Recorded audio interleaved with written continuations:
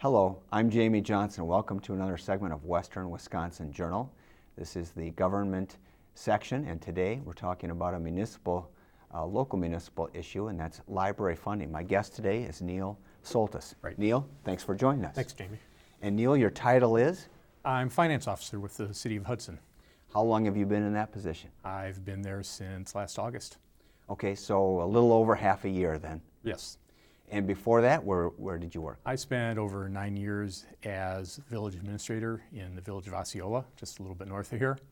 And then before that? Before that, I had a couple of tours of duty with the City of Shaker Heights in Ohio.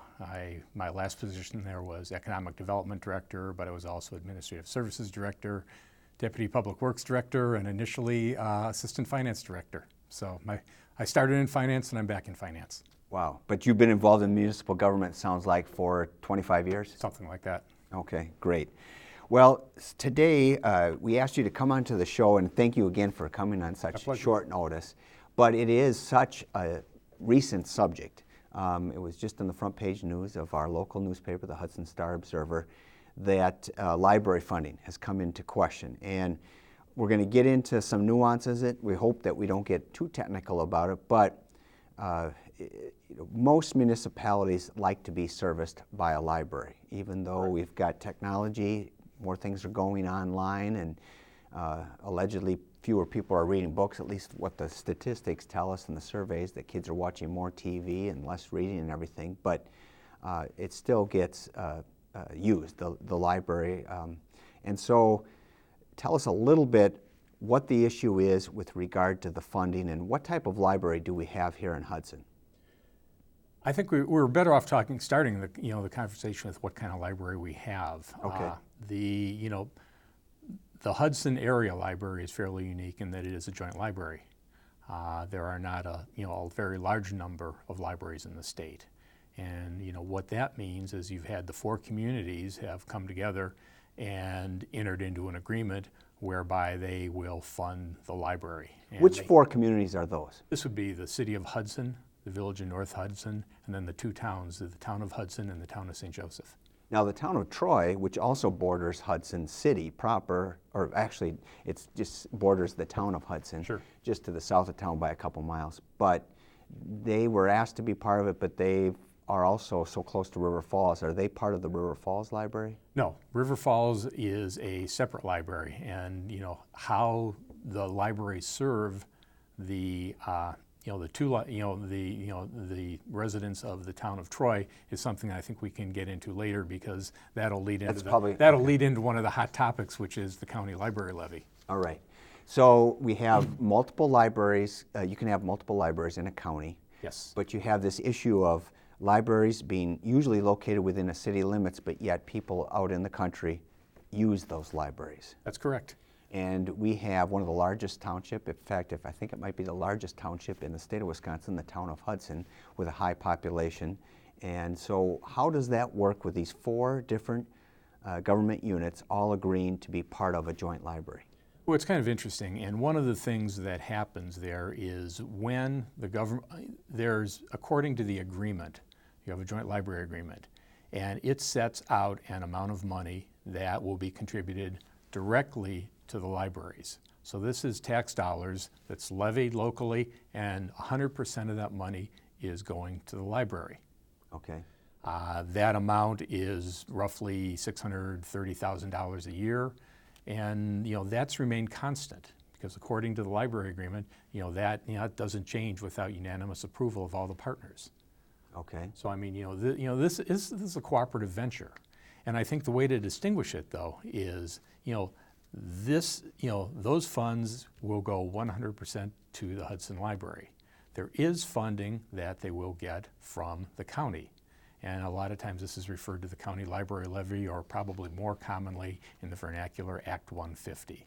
Okay. Act 150 was enacted in the late 1990s to provide compensation for libraries for serving residents that don't have a municipal library within their community. Okay, so we have the Hudson Area Library. Yes. It has a budget. Yes. It employs people to work there. They get a lot of volunteers that also work there, but they have to keep the lights on and pay their employees, right, and so forth. So they have a budget. But these 4 municipalities aren't necessarily paying 100% of those costs then? That's correct. Okay. And how would it be split approximately by the joint agreement versus other funding like the county levy? Of the funding that comes in, as I said, the $630,000 roughly, that's allocated based upon population estimates. Every year the state comes out with a population estimate. It's normally in October as to what the population was as of the first of the year. And then those funds will reapportion that amount of money that the communities have jointly agreed to fund the library for. Okay, so a joint library agreement will be based on population. Could be based on population, could be based upon equalized value within the communities, but this agreement happens to be based upon population. All right, now, but where do they set that? One of our slides that we're going to have Sure. for our viewers, the very first one I see here is summary of revenues, expenditures, and changes in fund balance. Correct. And it's entitled City of Hudson at the top, but that's because you work for the City of Hudson and you're analyzing it, and this was for a presentation for the city. That's correct. But it shows the library's budget over a span of time. Did they take some kind of average? There's a couple different graphs here. We've got a bar graph and we have a line graph in the background. Sure. Can you describe that a little bit for us? Yeah, in the bar graph is the two colors are the revenues that are coming into the library. The dark are the expenditures from the library. 2010 is a bit of an anomaly because we know what happened in 2010. You know, they moved from this building to a new library building. And so hopefully that's a one-time expense. Yes, exactly. So Okay. that's why there's the blip on the radar screen. Otherwise, it's been something around or under 800,000 Correct. total. All right. You know, the probably more important and one of the reasons this whole issue of library funding has come up is really the area chart in back there, and I believe it's in green in color. This is the fund balance. This is how much money they have in reserve to operate the library. So if you look at that, you know, that's been dropping fairly precipitously since 2009. I mean, when you look at it, when you think about what's happened there, I think earlier I mentioned that, you know, the local funding for the library has not gone up since 2009, and you know, obviously costs have gone up. They're in a new building, and they're using their surplus, and I think there's some concern in terms of the future as, you know, how much money is going to be there and will there be money in the future, and which really prompts the discussion about, well, you know, what can we do about funding and what are the alternatives? So before we jump to that, before we leave this slide, it does show that the revenues exceeded the expenditures and that reserve was growing from between 07 and 09. Correct. And then, of course, we had the year of the move, and that depleted some of those funds. And now, even in the 2 years since the move, expenditures have continued to exceed revenues, and so the reserve is starting to get down there.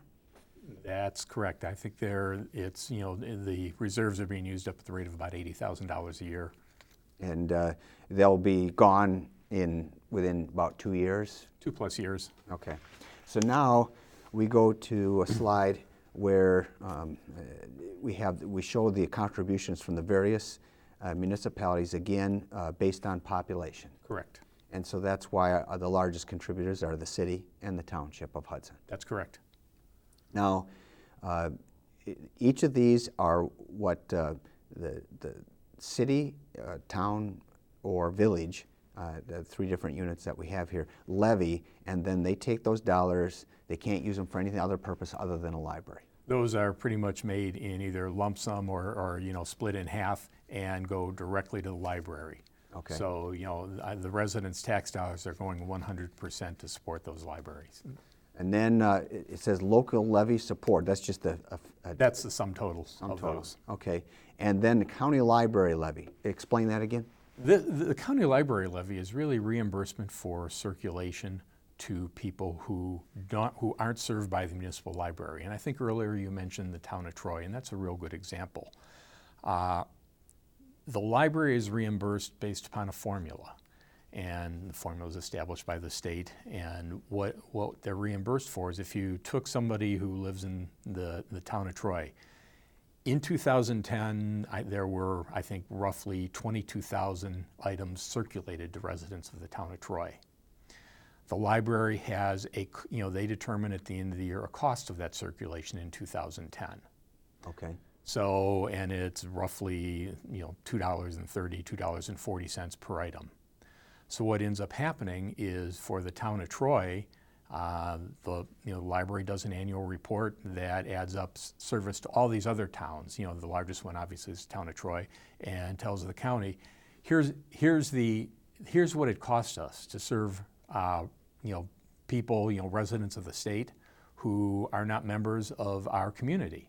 And Okay. if it was a single library, a City of Hudson library, the circulation to people in the village in North Hudson and the two towns would be included in that. But for all intents and purposes now would be circulation to people outside of the 4-member communities. Okay, so it really is based on use then outside those 4-member communities. Yes, it is. And, all right, so that makes sense. And then we have revenue from all levies, and it says payment to other libraries. What does that line represent?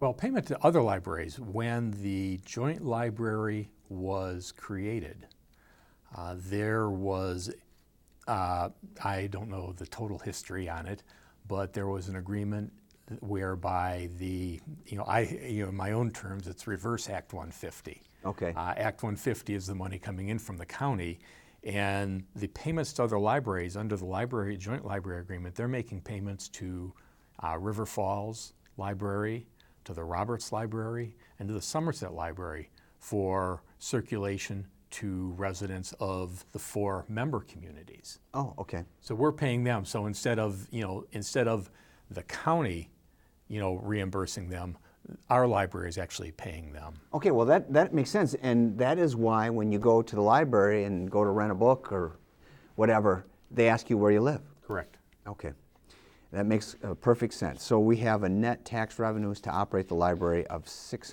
roughly $657,000. And again, of course, when the year starts, you don't know what that circulation to other townships and other areas are going to be, but you have to base it based on what Actually, you do know, because if you recall, I said, what we're getting in 2012 is based on what happened in 2010. Okay. So when you look at the cycle, what happened in 2010, that whole equation of circulation time cost of circulation is reported to the county in 2011.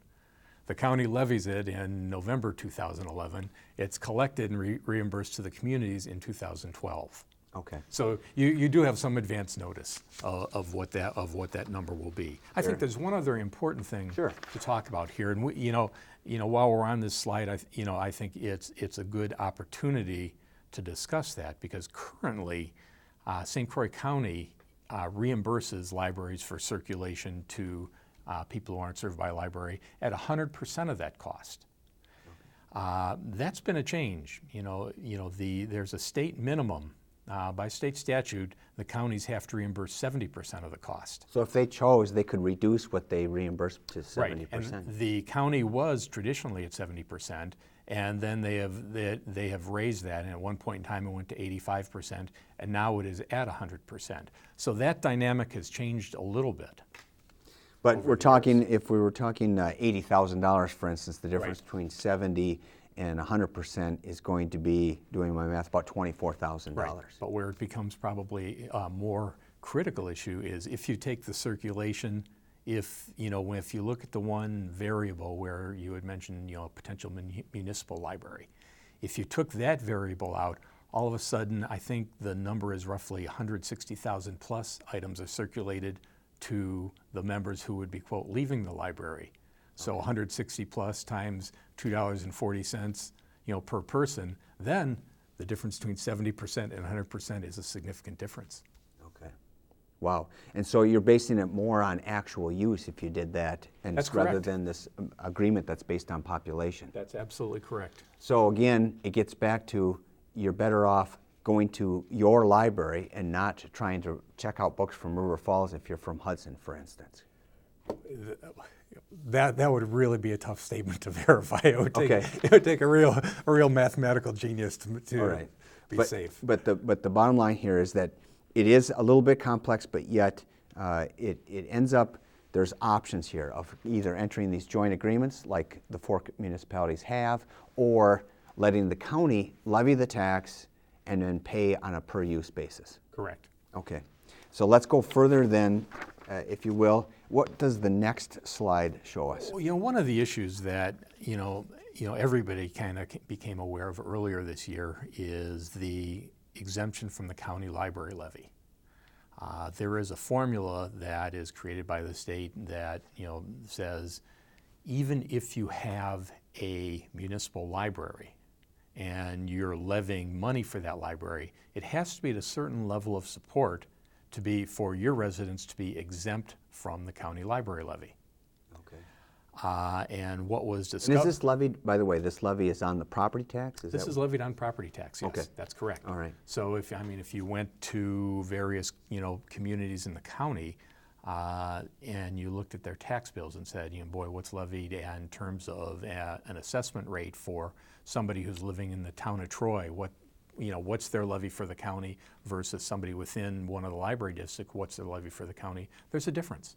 So here's another instance of a choice. Just like there was a choice to enter into the joint agreement, there's a choice here of either funding it at a certain level, a sufficient level that will exempt you from having this special levy, or having it assessed on the property tax so it has it would actually increase what the property tax is. That's correct. And if it was on the property tax, you would see it on the county side, not on the local levy side. Right. And the county imposes it and then pays Correct. Based on what each individual municipality uses. That's correct. Okay. So one of the things that came to light earlier this year was the fact that the 4 member municipalities, the contribution to the local library was not sufficient to be exempt from the county library levy. Now, I don't know if it's on this slide per se, but just give us an idea of, we know what the current funding was because It's $630,000. What, according to the state statute, if we were to remain exempt from that county level, what level should it be at between the 4 member municipalities? The number would probably go up to in the range of, excuse me while I look at my crib sheet. The number would really go up to, for everybody to be exempt, go up to about $1,040,000. So they'd have to find almost, well, it'd be $400,000 between the 4 municipalities. That's correct. Okay. So thus we have an issue of how to avoid, how to continue either the promise to fund to stay exempt from the county level, or what happens if we have to do the county levy then. Sure. And one of the things in here that is, it's kind of interesting, if you recall when we talked earlier about the level of support for the county library, from the county, reimbursing at 100% versus reimbursing at 70%, it does make a difference in this computation. Okay. Because, a good example would be in the village of North Hudson, where reimbursing at 100%, they were short by $33,000. Where if that number was 70%, they would be exempt. Okay. So, that's one of the other factors in this equation that, that makes it really, makes for some very interesting choices. Well, and so then it's going to be whose ox is getting gored. Who's, on the one hand, you're going to have the county that wants one thing, and you have the municipalities that probably want something else. Yes, and there are a number of other variables, going on there, with, potential changes in state statute too. Well, because we've, time has flown by here just to explain what is somewhat complicated, but once you understand it, I think it's understandable. The notion that you have this area library versus municipal library. Yes. How does making our area library, you already have the joint agreement and so forth, how does making that a municipal library solve this issue of Act 150? I don't know if it actually solves the issue.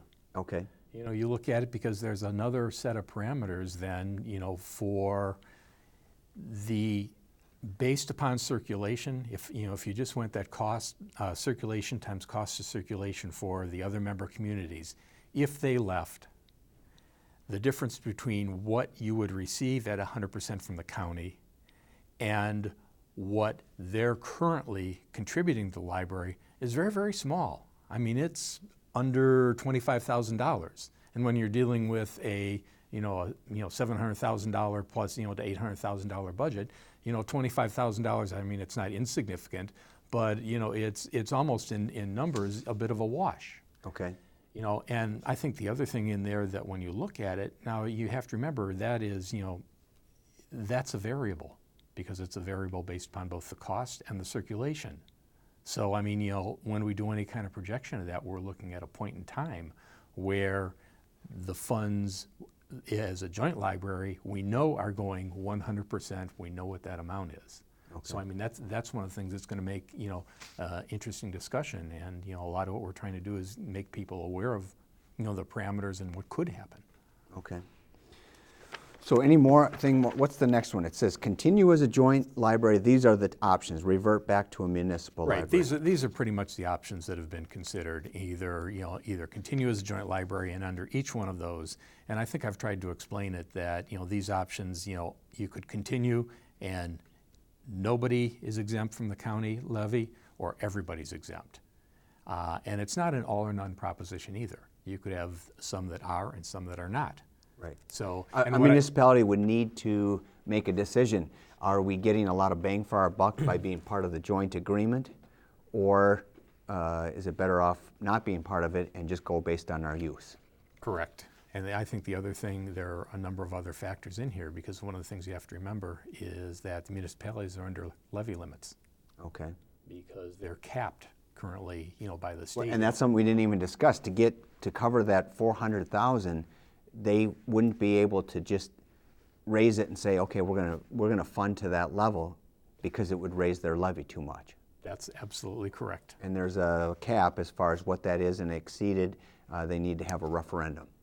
That's right, and I'm not sure with the communities whether their current levy, where they're levying up to their limit currently, but once you hit that limit, there are a number of factors, and probably the easiest, and I wouldn't, calling it easy is a bit of a misnomer, would be you could have a referendum to exceed that levy limit. Okay, but for instance, they decide to have a referendum. Referendum comes back and it's defeated. That doesn't stop, and let's assume that the municipality was not levying to its capacity. It could still levy more, but it just couldn't go over whatever that predetermined capacity was. That's correct. Okay, or pre-referendum capacity. Right. Okay. So now going to the next, it says basis for county levy, and that's that difference between the 100% and 70% you discussed before. And that's a decision that was made by the county board, and I think when that decision was made, and obviously it's a huge benefit for the libraries within the county, but I don't know if anybody at that point in time looked at, boy, what are the implications in terms of how does that impact municipal contributions? Okay. Because when that was enacted, the funding level from the communities at 70% would have exempted everybody from the county levy. So this is probably an unintended consequence. Okay. So that that's one of the variables in there that obviously can change. Maintenance of effort, what does that mean? Maintenance of effort, previously the municipalities were not able to reduce their level of support for the library on and beyond what it had been for the average of the past 3 years. Okay, so that's where previous budgets do come into play. It's setting the floor. It doesn't necessarily set the levy amount, but it sets a floor of what you can spend. Right, it does set a floor. Now, maintenance of effort disappeared. In this past year, the state statutes were changed so that maintenance of effort is no longer there. But one of the concerns is when you have something like that that's on again, off again, I think you have to look at what's going to happen in the future. And if you do increase your levy, one hypothetical situation may be, well, all the communities sit there and increase their levy for the library, and then maintenance of effort comes back on, the law changes and you don't have to contribute that much, then there's no going back. Okay. So it's just another layer that somebody has to consider in there. And I think where it is also an important layer, really to the next talking point, is change in state statutes.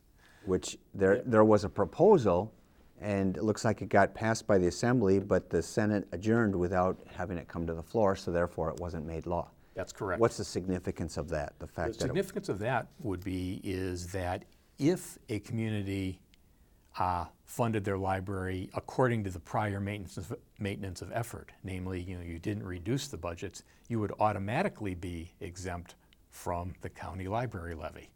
Okay.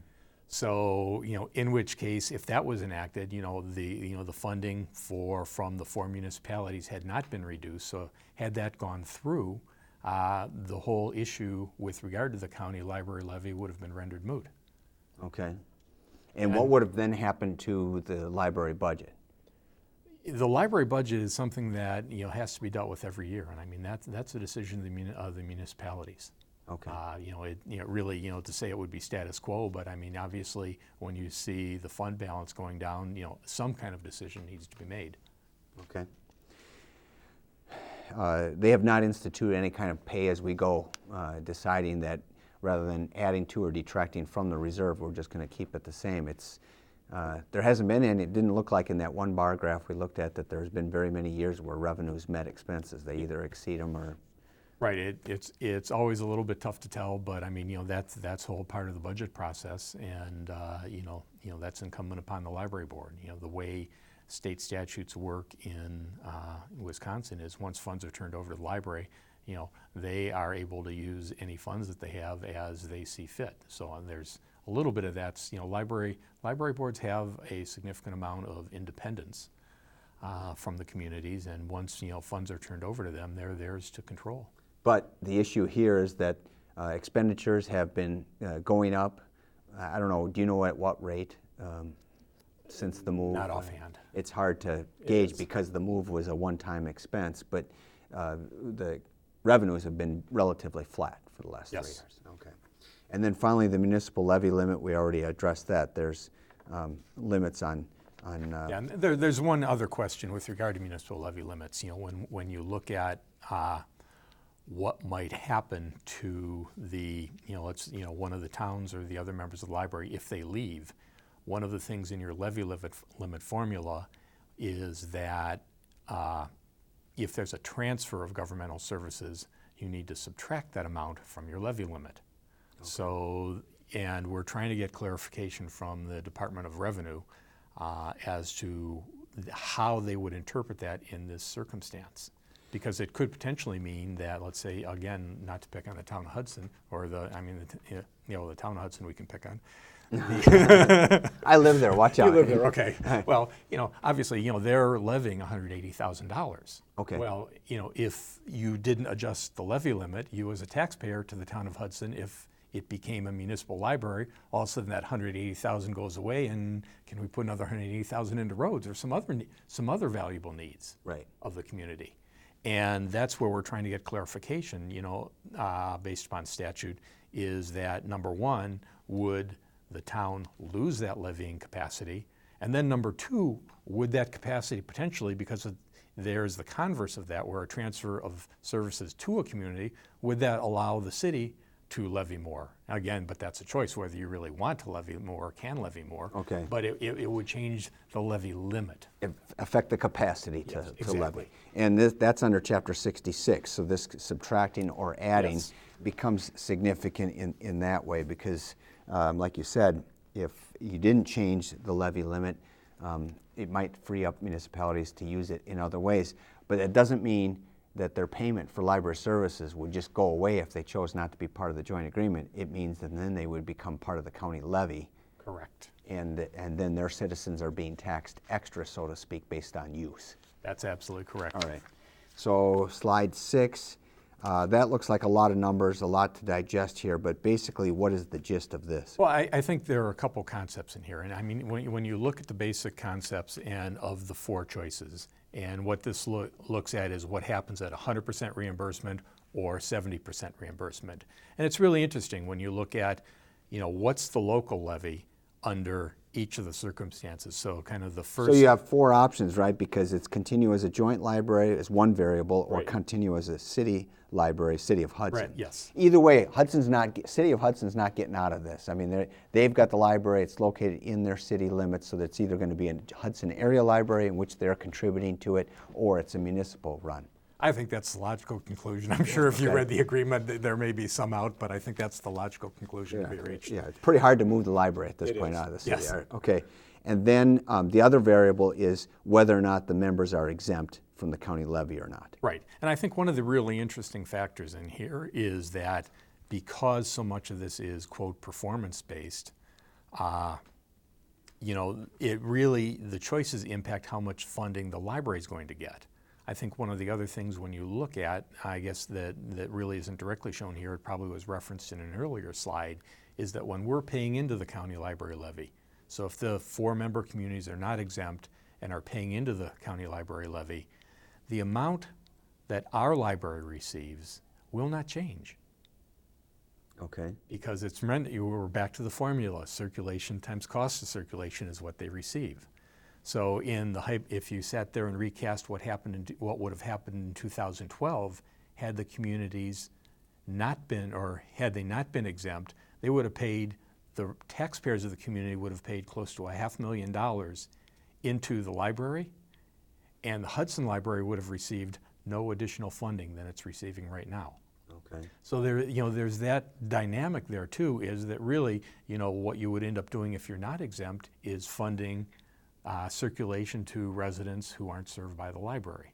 And because of the large tax base, that comprises the members of the Hudson area library, they'd be bearing a disproportionate share. So whether the county reimburses at 100% or 70%, that doesn't affect how much the library is getting? That would affect how much the library is getting. And Okay. I think that's where we had talked before, that currently they're getting about $75,000 from the St. Croix Library, and actually about $4,000 from other libraries. Okay. They get money from Pierce County, they get money even from Barron County. Right. Every year.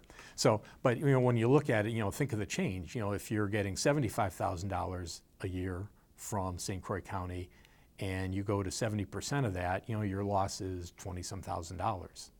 However, if it became a municipal library where the funding from the county is all of a sudden in the range of, $400,000 a year, then going from 100% reimbursement to 70% reimbursement is a very significant number. Yeah.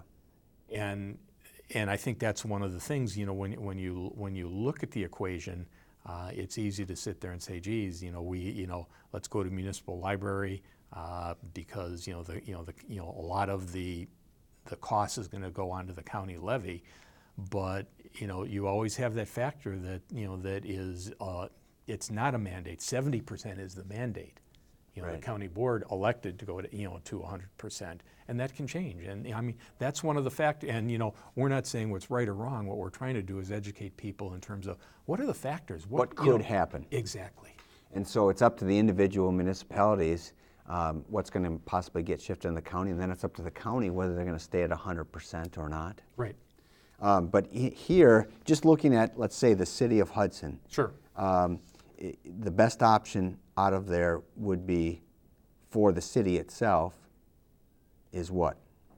Assuming that the county were to stay at 100%. That's really tough to say. I mean, if Okay. you look at it. Because of all these various factors. And again, you are a numbers guy. You're Right. not saying what the city should do. You're not advising Right. the city, and that's going to be up to the individual councilman, just like it's going to be up to the individual council of the village of North Hudson and the township boards. That's exactly right. Because I Okay. mean, unless you find some way to create additional money to become exempt, you're almost forced into having the county library levy. And by going to a municipal library, it's not a cure-all. Okay. And And the library ends up not getting any more money. Exactly. If there is a benefit to going to a municipal library, and I mean, you start laying on the levels of assumptions, assuming circulation stays the same, Right. assuming cost of circulation the same. The one thing that does go away there that is not insignificant is the payment to other libraries is based upon the joint library agreement, and that would go away. So if you recall one of the earlier slides, that $50-some thousand that we're paying out to other libraries, that would disappear. Okay. So we've, I think that on the rest of these, what is the county library levy? We discussed that, and How is it determined? and then who's paying? It's still the individual taxpayers in those municipalities that are participating and/or using the library. That's correct. Okay. And what else do you want to leave our vote? Because I think we're towards the end as far as these impacts and options. obviously, we've covered them somewhat, but Right. what does it boil down Well, to? I think when you look at it, there are some, there is no clear path. And I think one of the things that I've tried to do, in my role is to outline what the options are and what the variables are to really have a good conversation about what do we want and, to what degree do we want to support our library. And, because, obviously, there is a need. A library is a very important service, and I think, in our times, it may even become more important. I mean, now when you look at, you can, download books to your Kindle from the library at no cost. So, I mean, some of the services that the library is providing, aren't going to go away.